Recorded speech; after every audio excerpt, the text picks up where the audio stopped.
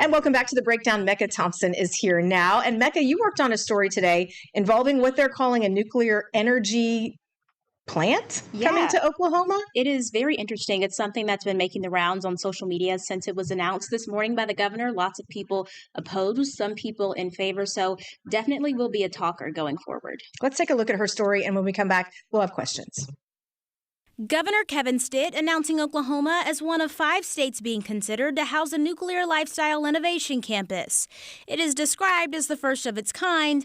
The campuses will be hubs for the future of nuclear energy development, opening the door for research into nuclear technology and aerospace applications. This is about future generations and what they're going to need to thrive in a future world. Critics under a social media post made by the governor sharing their concerns about environmental impacts. You know, those concerns are valid. They're easy to understand why people would have questions, why people would want to fully understand. Yes, there are energy benefits and economic benefits, but what are the risks? Research fellow Dr. Kuhika Gupta acknowledging those concerns as it relates to Oklahoma's Black Fox nuclear power project. In the 1970s and 80s, controversy struck the state after mass opposition to the $450 million plant that would have been built near Inola in Rogers County, but it ended up failing. Coming off of accidents like 3 Mile Island or Chernobyl internationally was part of the reason why people were concerned. 3 Mile Island and Chernobyl are both well-known sites of nuclear meltdowns. However, with the popularity of data centers, it's possible more resources are needed. The fastest growing parts of the economy right now have to do with areas like new server farms to support artificial intelligence and various other kinds of activities. These have been a very high priority. And Mecca joins us now. And Mecca, first thing is, a lot of people think of, like she said, Chernobyl and things of that sort. That's a nuclear power plant. They're calling it a nuclear lifestyle innovation campus.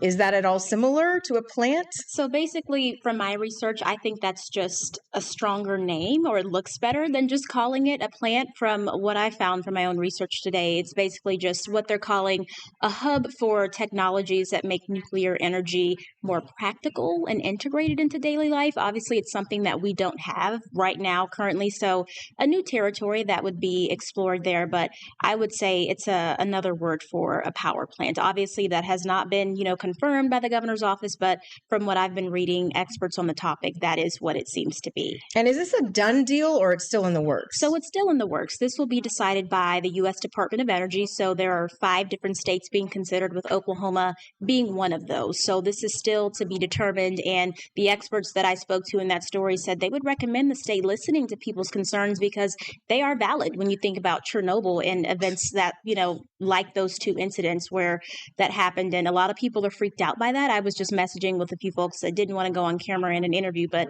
they were really worried about something similar happening if we were to get a nuclear power plant. And in your research that you did today, anything like this, a nuclear lifestyle innovation campus, have those been created before in the U.S.? No. So according to that press release, the governor said this would be the first of its kind. So this would be the first thing that we see. So we will be learning essentially as we go. I don't know how long it would take for something like this to be built, what it would look like, what the dangers could be. A lot of people talk about dangers with pollution or things with the environment. So it would be a wait and see kind of thing. All right, Mecca Thompson, we appreciate you. Thanks for being here. Thank you, Heather. And your weather discussion is up next.